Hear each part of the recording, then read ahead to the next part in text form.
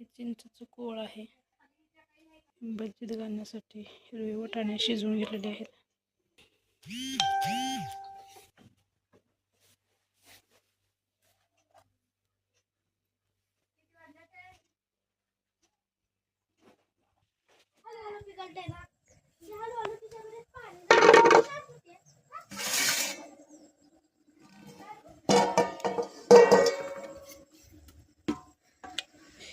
हे भजीला फोडणी देऊन घेतलं आहे. मध्ये सर्व सोले त्यानं घालून घेतलेले आहेत.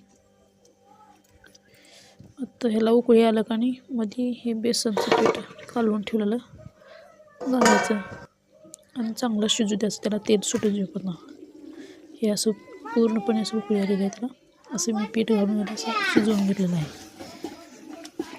चांगलं असं तेल सुटेपर्यंत शिजवून घ्यायचं. तयार आहे आपली भजी. धन्यवाद व्हिडिओ भेटल्यास.